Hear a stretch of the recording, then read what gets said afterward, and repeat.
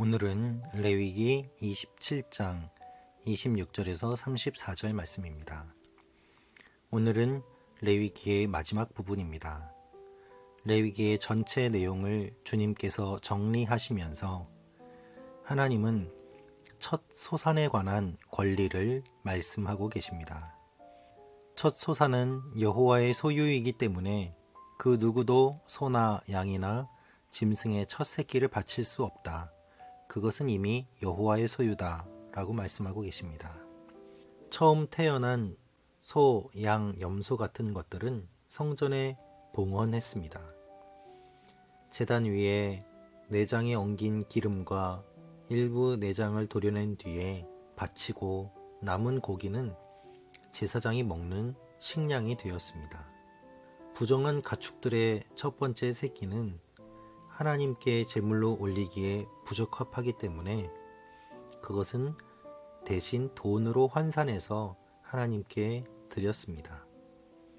하나님께서는 첫 번째 태어난 생물들에 관한 권리를 말씀하고 계십니다.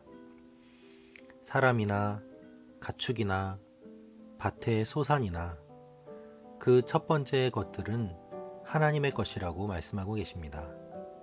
여러분, 이것이 무엇을 의미할까요? 하나님이 생명을 주셨다는 것을 의미합니다. 하나님이 생명의 근원이 되심을 말씀하고 있습니다. 첫 번째 태어난 것들이 있기 때문에 그 다음에도 생명이 주어지게 되고, 하나님께서는 그 첫 번째 태어난 것들을 바침으로 말미암아 이 생명이 인간이 만든 것이 아니라 하나님께서 주신 것임을 기억하라고 이 제도를 만들어 주신 것입니다. 여러분, 생각해 보십시오. 우리가 자녀를 낳습니다. 그러나 그 생명은 어디에서 왔습니까? 자녀의 생명을 우리가 만들어낸 것이 아닙니다. 자녀의 생명은 하나님으로부터 주어졌고 우리를 통하여서 하나님께서 이 땅에 태어나도록 하신 것이죠. 생명은 생명을 통해서만 태어날 수 있습니다. 생명이 없는 무생물이 생물을 낳을 수는 없습니다. 생명은 생명으로 이어집니다. 그것이 하나님의 원리입니다. 그래서 거슬러 올라가면 모든 생명의 근원은 하나님이시고 하나님이 생명을 주시는 분임을 고백하는 것이 첫 번째 소산을 주님께 바치는 것이죠. 하나님이 우리 모든 생명의 근원이 되십니다. 하나님이 우리에게 생명을 주셨고 우리의 생명을 유지시켜 주시고 또한 이 생명을 전하기를 원하고 계십니다. 그것이 첫 소산을 하나님께 드리는 의미입니다.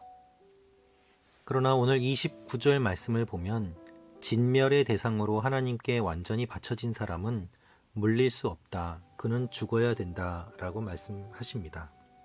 문자적으로 하나님께 온전히 바친 것을 의미합니다. 온전히 바쳐진 이라는 의미는 전쟁 중에 헤뎀으로 바쳐진 이방인을 가리킵니다. 이방인으로서 죄를 짓고 하나님 앞에 징벌을 받아야 되는 존재로 바쳐진 사람은 죽음으로 말미암아 하나님 앞에서 거룩을 유지해야 된다는 하나님의 무서운 말씀이 이 말씀 가운데 담겨 있습니다. 하나님께 바쳐졌다는 것은 어떠한 것을 의미할까요? 하나님의 뜻대로 정해진다는 것을 의미합니다. 하나님께 바쳤으면 그것으로 끝입니다. 여러분, 하나님께 드린 이후에 그것을 아까워하거나 그것을 왜 하나님이 이렇게 하십니까? 라고 항의하지 마십시오. 누군가에게 선물을 주어도 그 선물을 받은 사람이 그것을 어떻게 사용하는지는 그 사람에게 소유권이 넘어갔고 또 그 사람의 마음 아니겠습니까? 하물며 하나님은 어떻겠습니까? 우리가 가진 것을 하나님께 드린다고 하지만 사실 생각해보면 모두 다 하나님의 것입니다. 우리 것을 하나님께 드리는 것이 아니라 하나님의 것을 우리가 빌려 쓰고 있음을 우리는 기억해야만 합니다.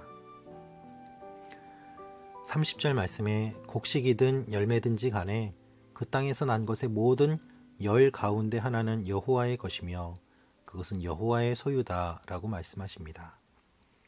11조에 관한 말씀입니다. 10분의 1도 하나님의 소유라고 말씀하시며 그것을 바치라고 명령하십니다. 이것 역시 우리가 가진 것의 10분의 1을 드리는 것이 아니라 하나님이 우리에게 10을 주셨고 그 중에 1을 원하시는 것임을 기억해야 됩니다. 따라서 11조를 생각할 때에 먼저 기쁜 마음으로 자원해야 되는 것이고 두 번째로는 하나님의 주권을 인정해야 되는 것이고 세 번째로는 우리의 모든 것이 우리의 것이 아님을 고백해야 되는 것이죠. 여러분, 우리의 몸도 우리의 것이 아닙니다. 내 몸이 나의 것이라면 내 몸 가운데 암세포가 있거나 몸이 아프거나 내 몸 깊은 곳에 어떤 병이 있을 때에 우리가 우리 몸을 조절해서 그 병들을 고치고 치료할 수 있지 않겠습니까? 그러나 병이 있는지조차 모르고 우리의 몸을 우리 마음대로 할 수도 없고 또한 우리의 몸을 우리 스스로가 조절할 수 없는 일들이 얼마나 많이 있습니까? 모두 다 주님의 것이고 우리의 것은 사실 없습니다. 이러한 고백이 믿음입니다. 다 우리 것이 아니지만 하나님이 은혜로 주셔서 지금 우리가 살아갈 수 있음을 기억하는 것이 종의 자세고 청지기적인 자세인 것이죠. 하나님께서는 특별히 11조를 이야기하시지만 그럼에도 예외 조항이 있습니다. 드린 것을 물리고자 할 때에는 5분의 1의 가치를 더해야 된다라는 것입니다. 또한 소와 양을 하나님 앞에 드릴 때에 열 가운데 하나, 10번째 가축은 하나님의 소유다라고 말씀하십니다.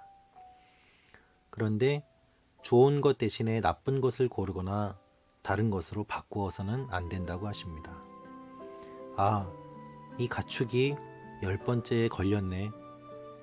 그러니 다른 것과 바꾸고 하나님께 나쁜 것을 드리자. 이러한 행동을 해서는 안 된다는 것입니다.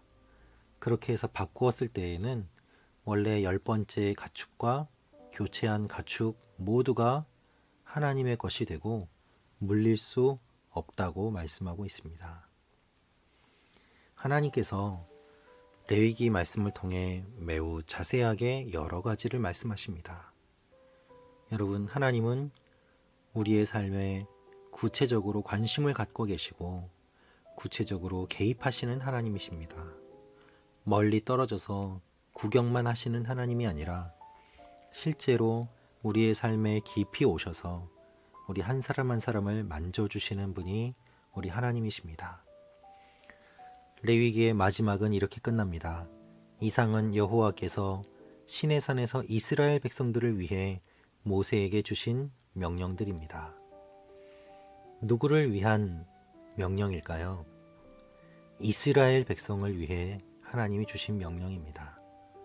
괴롭히기 위해, 귀찮게 하기 위해 주신 명령이 아니라 이스라엘 백성들을 사랑해서 하나님이 주신 명령입니다. 하나님의 명령은 하나님의 소유에 대한 권리 주장으로 끝납니다. 레위기의 마지막 부분은 하나님의 것에 대한 이야기로 끝납니다. 즉, 레위기 전체를 마무리하면서 하나님은 이렇게 말씀하십니다. 너희 모두는 내 소유다. 너희는 내 것이다. 내가 너희 하나님이다. 라는 의미인 것이죠. 우리의 모든 삶은 하나님의 손안에 있습니다. 여러분의 인생과 여러분의 모든 고민과 여러분의 모든 기쁨과 여러분의 모든 것들이 다 하나님 손에 있고 하나님이 여러분과 함께 하십니다. 우리를 위한 하나님의 마음을 기억하며 하나님 앞에 나아가는 여러분과 제가 되기를 기도합니다. 두려워하지 마십시오. 하나님이 여러분을 사랑하십니다. 기도하겠습니다. 아버지 하나님, 10월 한 달간 지켜주심을 감사합니다. 이제 11월을 맞이합니다. 주님께서 인도하여 주시고 우리 모든 것이 다 하나님의 것임을 고백하오니 주여 우리를 붙잡아 주시고 인도하여 주시고 받아 주시옵소서. 나의 모든 것이 주님의 소유가 됨을 감사드립니다. 주님을 사랑합니다. 예수님의 이름으로 기도합니다. 아멘.